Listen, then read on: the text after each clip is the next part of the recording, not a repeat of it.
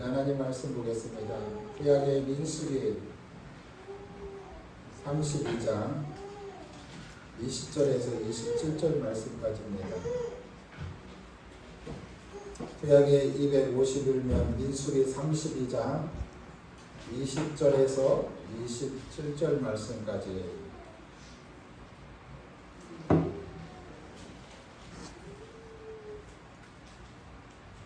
제가 20절 봉독합니다.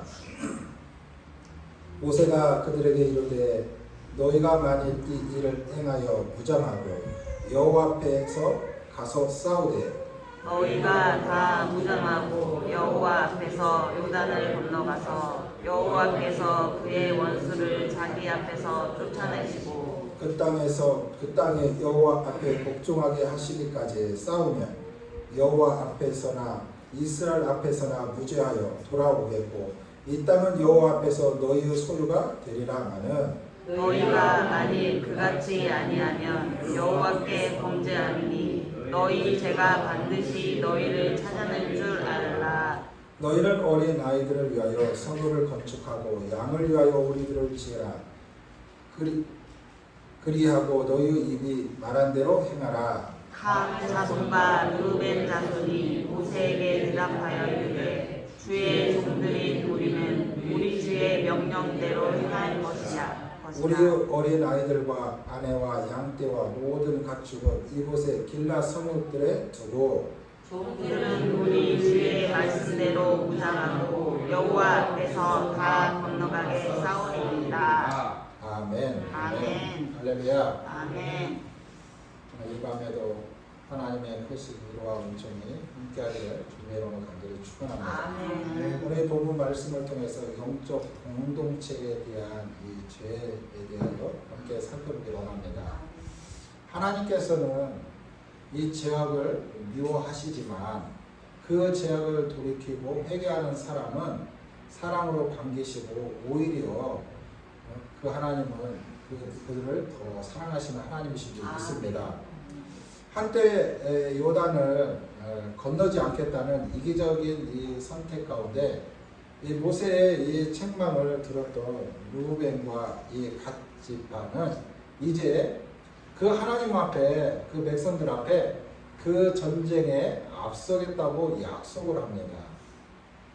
오늘 22절에 보니까 그 땅에 여호와 앞에 복종하게 하시기까지 싸우며 여호와 앞에서나 이스라엘 앞에서나 무죄하여 돌아오겠고 이 땅은 여호와 앞에서 너희 소유가 되리라마는. 할렐루야. 자, 지금 이 루벤과 이 갓시파가 이 가나안 땅을 정복함에 있어서 먼저 요단강을 이 건너기 전에 바로 길르앗 이 들판을 차지하게 됩니다. 그런데 이 루벤 지파와 이 갓 지파가 그 땅이 어떻게 기름지고 목축하기 좋으니 그 땅을 우리에게 달라면서 우리가 거기 살게끔 해달라는 거예요. 여러분 그럴 때 여러분들 같으면 그 땅을 주시겠습니까? 앞으로 지금 이제서 요단강도 넘지 않고 앞으로도 그 가나안 땅에 무찔러야 할 적들 또한 그 땅을 차지할 땅이 너무도 많은데 두 지파가 가지 않겠다는 거예요. 가지 않겠다는 거예요. 우리는 여기서 안주하겠다는 거예요. 있을 수 없는 일들이 지금 이스라엘 백성 가운데 일어나게 된 것입니다. 그러자 모세가 이 제안을 하게 됩니다. 너희가 이 땅을 가지려면 싸울 많은 자들은 다 무장하고 칼을 들어서 이 가나안 땅을 다 정복할 때까지 어떻게 함께 싸우라는 거예요. 싸우라는 거예요. 이에 대하여 이 루벤과 이 갓지파가 동의를 하는데 어떻게 동의합니까? 여호와 앞에서 언약을 갖습니다. 이스라엘 백성 앞에서 다짐을 한다는 거예요. 자, 여호와의 여러분 언약이 무엇입니까? 21절에 보면 이렇습니다.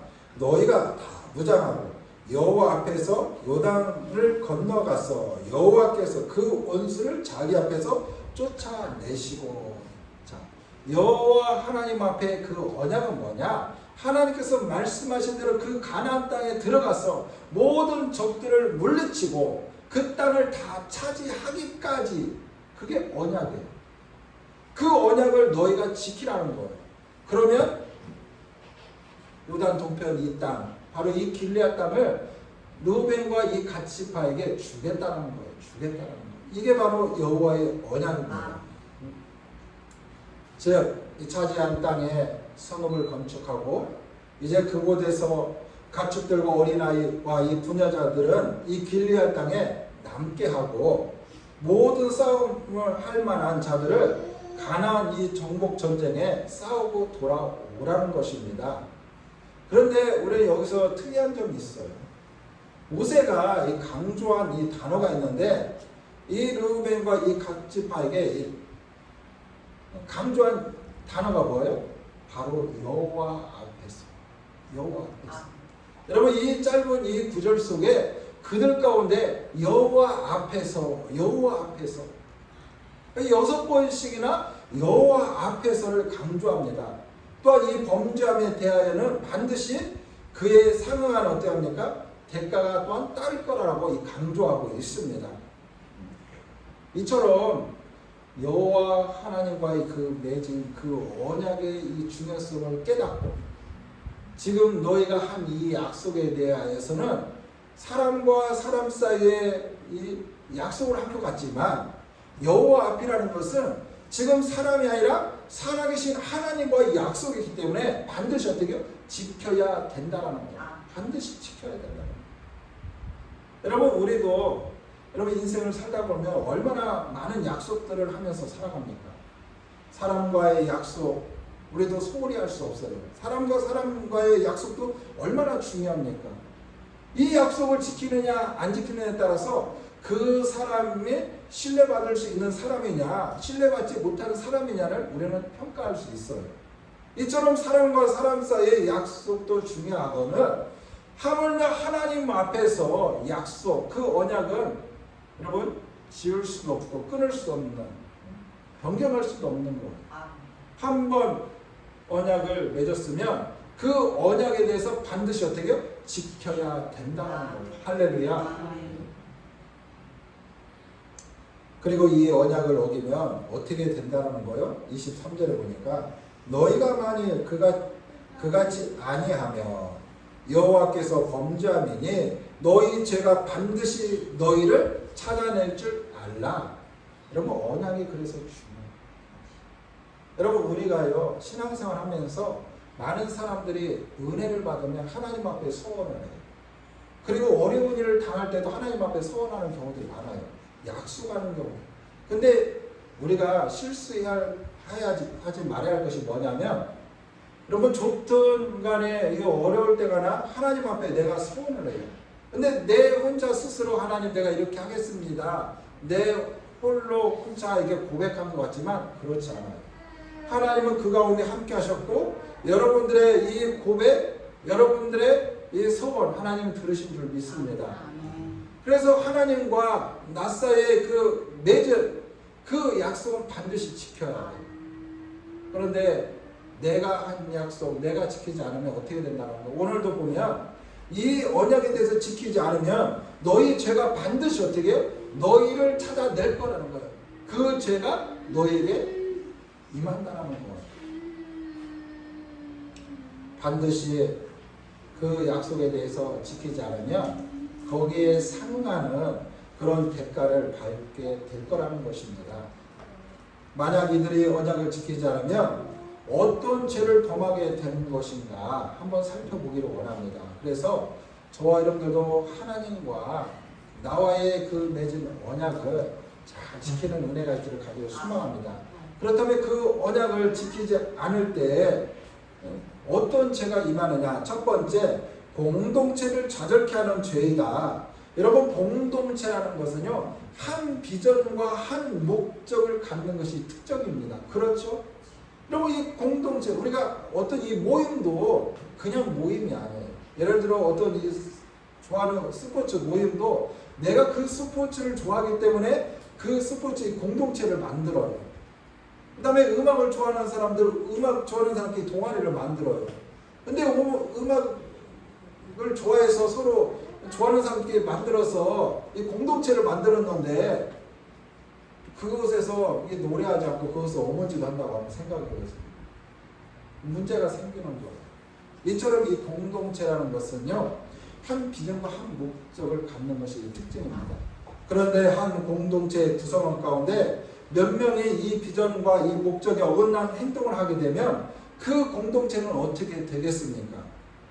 예상하지 못한 어려움을 겪게 된다는 것입니다. 여러분, 이스라엘 여러분 백성들은요, 애국을 탈출함에 있어서 한 목적을 가지고 40년 동안 그 광야에서 생활했어요. 공동체 생활을 했다는 거예요.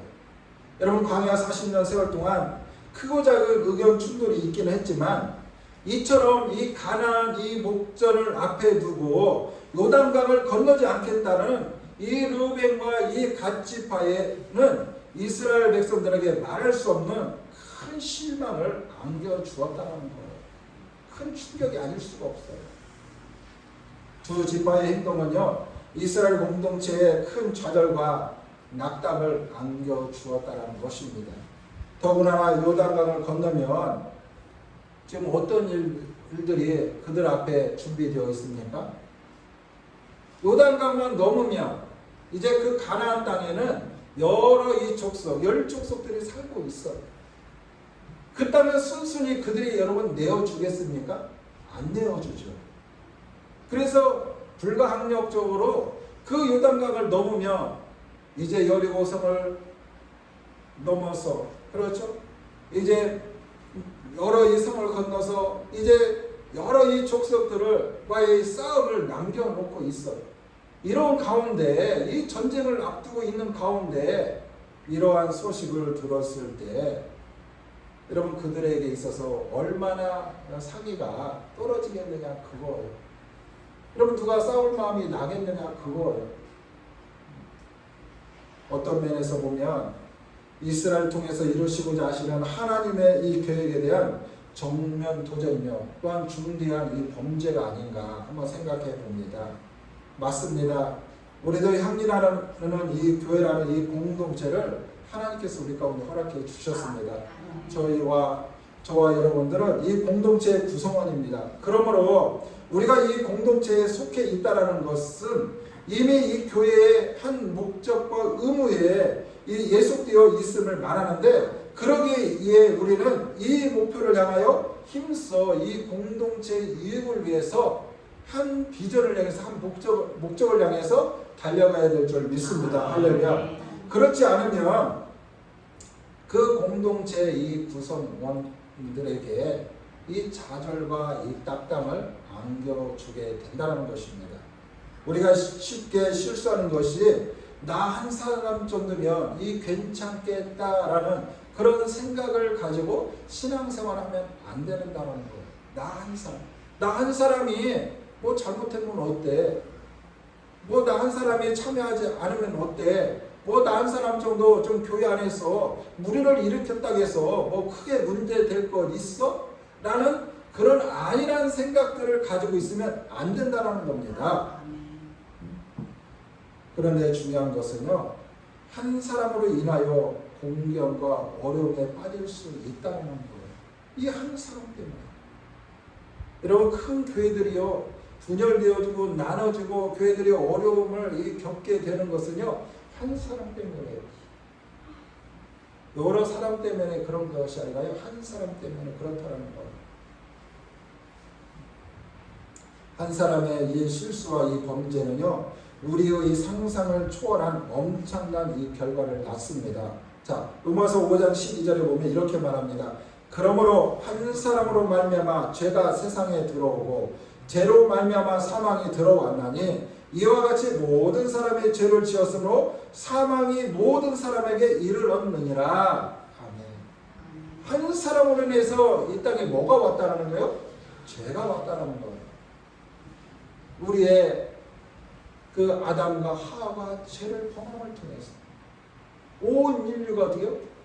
죄 가운데 있게 되었다는 한 사람이라는 거예요. 한 사람. 우리는 우리의 거룩한 공동체를 좌절케 하는 그 어떤 행위도 삶과 궁극적으로 우리가 속한 이 공동체 유익을 위하여 귀하게 쓰임받는 그런 은혜가 있기를 주님의 이름으로 간절히 축원합니다. 두 번째는 이 공동체를 분열시키는 이 죄입니다. 공동체를 분열시키는 죄. 여러분 사실 이스라엘은요 어느 민족보다도 이 공동체 의식이 아주 강한 민족입니다. 이는 뭐 단순한 어떤 혈연적 어떤 유대의 이 관계 그 이상으로 자신들이 하나님으로부터 선택받은 이 선민 의식이라는 그런 의식이 너무도 강한 민족이에요. 그렇잖아요. 우리가 성경에서도 우리가 보면 알 수 있듯이 세계 모든 열방 가운데 가장 작은 그 민족, 바로 하나님께서 이스라엘 백성들을 택하셨다는 것, 하나님의 선민이라는 것, 그들 가운데는 이 보이지 않는 우리와 또 다른 그런 하나님의 그 선민 의식이 아주 강해요. 우리만이 하나님의 적장이라는 거죠. 혈통이라는 거죠. 하나님께서 우리를 택하셨다는 것이고 우리가 하나님의 진정한 자녀라는 그런 자부심과 긍지가 그들 가운데 있다는 것입니다. 이런 부분에 있어서도요 지금도 마찬가지입니다. 지금도 여러분 우리가 이스라엘이라는 나라는 참 미스터리한 나라예요. 여러분 얼마나 여러분 작은 나라입니까? 저도 이스라엘 땅을 갔다 왔지만 우리나라 이 면적이 강원도 땅만 하다고 합니다. 근데 인구 1000만도 안 돼요. 1000만. 우리나라는 5천만이 넘잖아요. 근데 이 지구상으로 봤을 때 우리나라도 큰 나라가 아니에요. 아주 작은 나라에 속해요. 아주 작은 나라. 그런데요, 그 이스라엘은 우리나라 그 강원도 땅만 하고 인구도 900만 정도밖에 안 돼요. 그런데요, 그 땅에 전쟁이 일어나면 여러분 어떻습니까? 남녀노소 할 것 없이 전 세계 흩어졌던 그 디아스포라들이 다 모입니다. 여러분 우리나라는 이곳에 전쟁이 일어나면 어떤 일이 일어날까요? 돈 있는 사람들은 막 싸진머지고 아마 해외 안전지대로 다 도망가기 바쁠 것입니다. 그러나 이스라엘 민족은 그렇지 않아요. 그리고 전 세계 공식적으로 여군이 있는 나라는 이스라엘밖에 없어요. 그들은 여차하면은요, 그들은 모두가 전쟁의 이 군사가 되어서 나라를 위해서 싸우는 사람들이에요. 그러기에 지금도 아주 작지만 아주 강한 나라가 바로 이스라엘이에요. 이스라엘. 지금도 이스라엘이요, 우리가 보이지 않지만 이 유대인들이 세계를 지배하고 있어요. 세계를. 미국이 지배하는 것 같죠? 사실 그 미국을 지배하는 것은요, 유태인들이에요. 유태인들. 그렇기 때문에 세계를 지배하는 것은 바로 이스라엘이다라고 말할 수 있는 것입니다. 여러분 세계 어느 나라와 달리 이처럼 구별된 이 신앙의 공동체로서 놀라울 만큼 이 단결력을 자랑하는 것이 이스라엘 민족이에요. 그래서 그 누구도 이 공동체를 분열시킬 수 없으며 만약 분열시킨다면 이는 하나님의 대적하며 마귀의 종로를 탄 것과 같다는 거예요. 그런데 오늘 보면 이 르우벤과 이 갓지파가 이 하나님의 언약을 어기고 그 가나안 땅을 정복하는 데 있어서 참여하지 않겠다라는 거예요. 참여하지 않겠다는 거예요.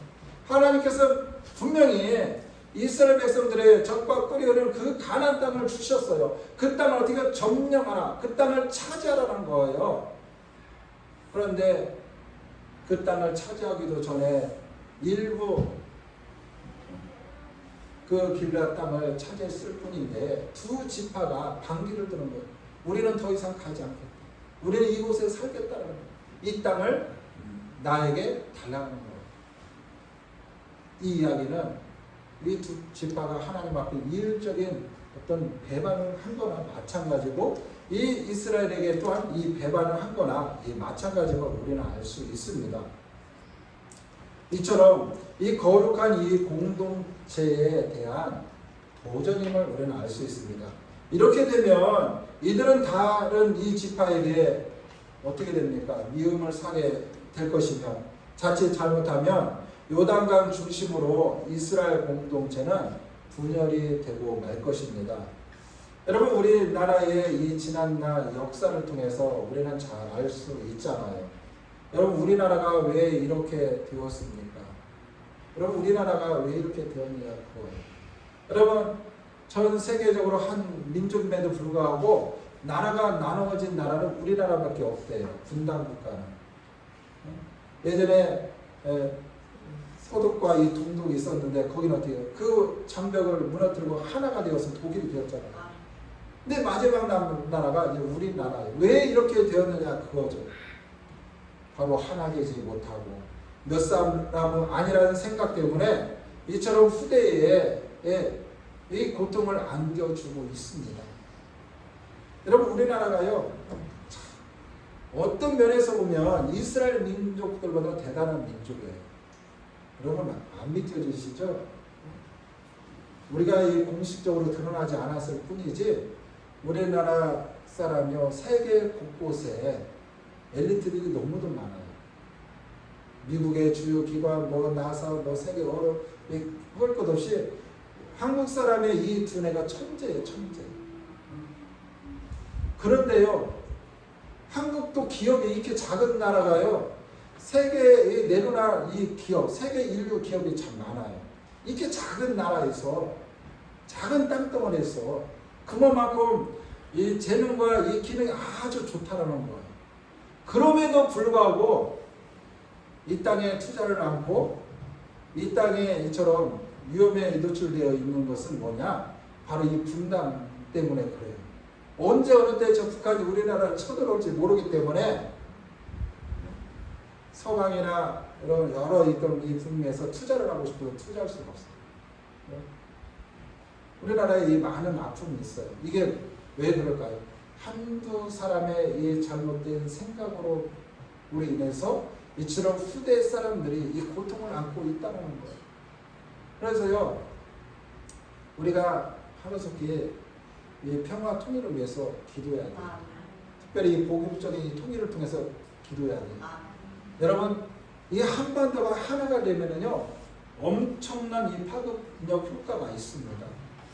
이 땅에 이 대한민국의 자금력과 이 지식과 이 기술, 이 북한에 이 숨겨져 있는 그 매설된 어떤 이 지하 자원 엄청납니다. 여러분 한 나라의 인플라가 원활하게 순환되려면요 최소한의 인구가 1억 정도 돼야 된다는 거예요. 베트남 정도 돼야 내수나 모든 면에서 이거 활발하게 나라가 이게 경제적으로 잘 돌아간다는 거예요. 근데 우리나라는 뭐 이게 반토막이니까 참 많은 어려움이 있어요. 수출을 해서 먹고 사는 나라인데 주변 이 4대 열강들에서 이렇게 한번 어떤 압력을 넣으면 많이 힘들어합니다. 그래서 우리가 하루속히 이 통일을 위해서 기도해야 할 이유가 바로 여기 있습니다. 그런데 우리가 속한 이 교회도 마찬가지입니다. 우리도 이 교회라는 이 공동체에 속해 있는데 우리가 속한 이 교회들이 하나님의 일을 행함에 있어서 분열되어 이 땅에 하나님의 뜻을 실현하지 못한다면 이는 심각한 죄악이 아닐 수 없다는 거예요.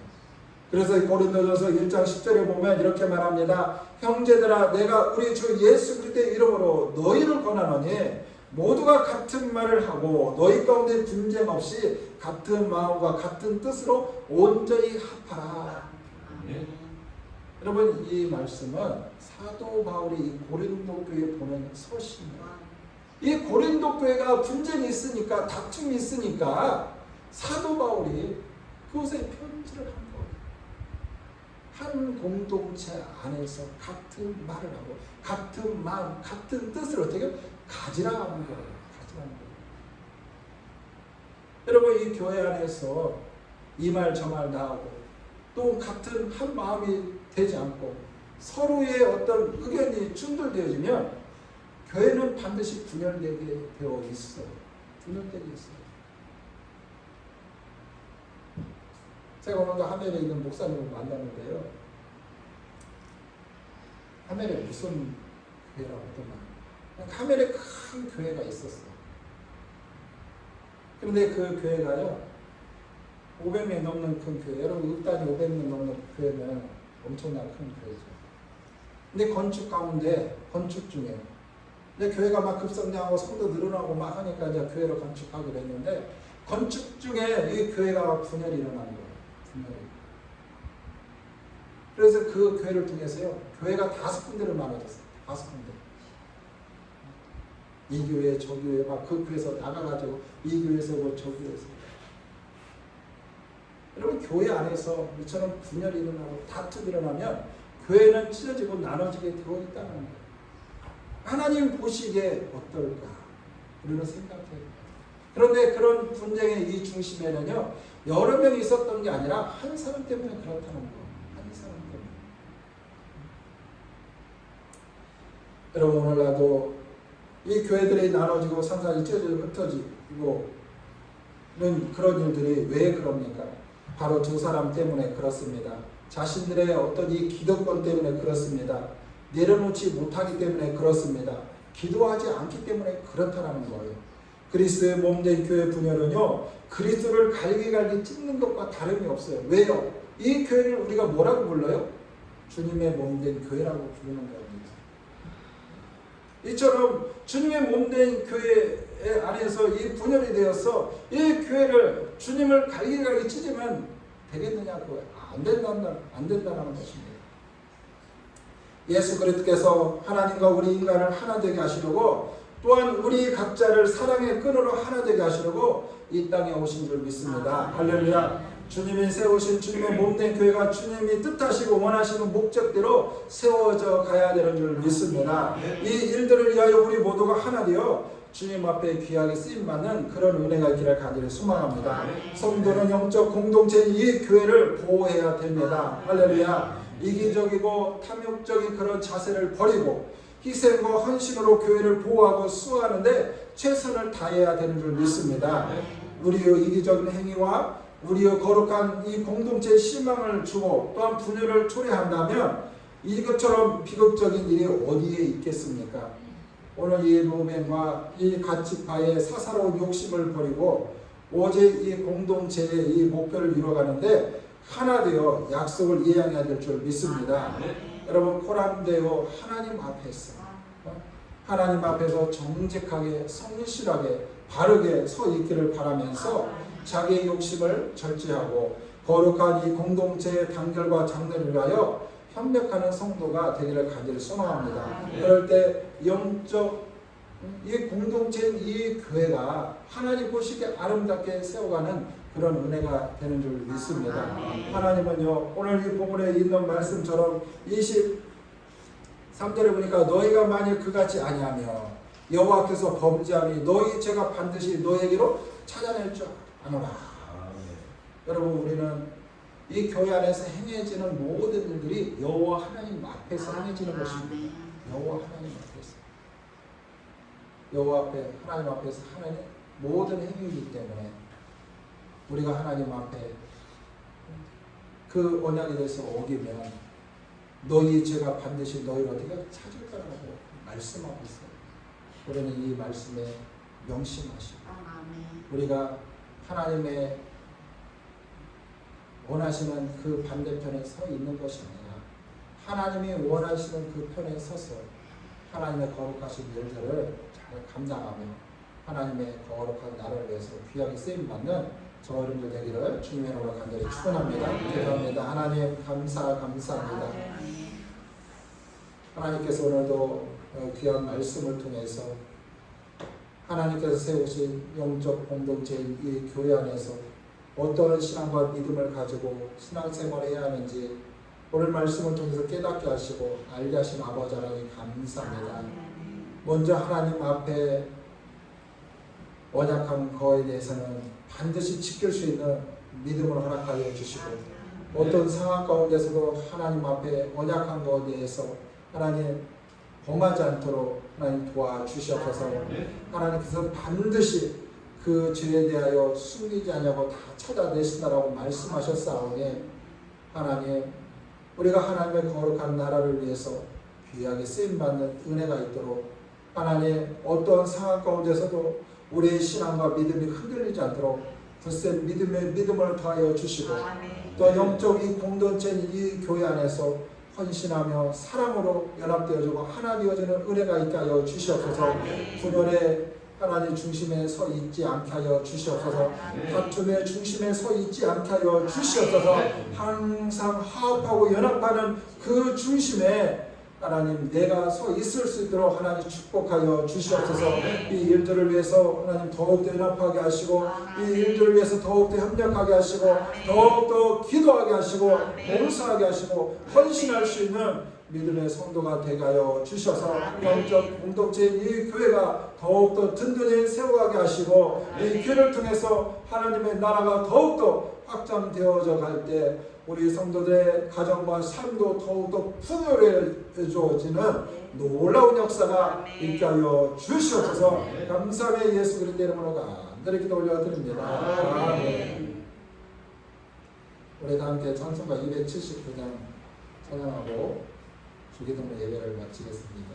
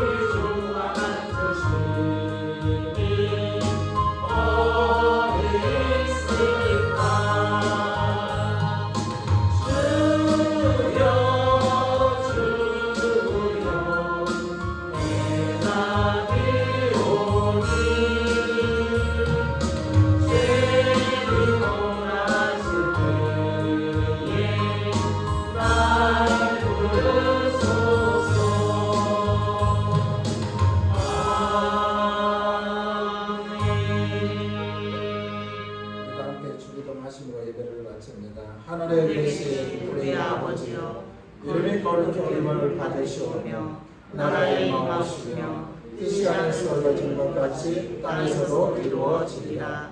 오늘날 우리에게 일용할 양식을 주옵시고 우리가 우리에게 죄 지은 자를 사하여 준 것 같이 우리의 죄를 사하여 주옵시고 다만 시험에 들게 하지 마시고 다만 악에서 구하옵소서.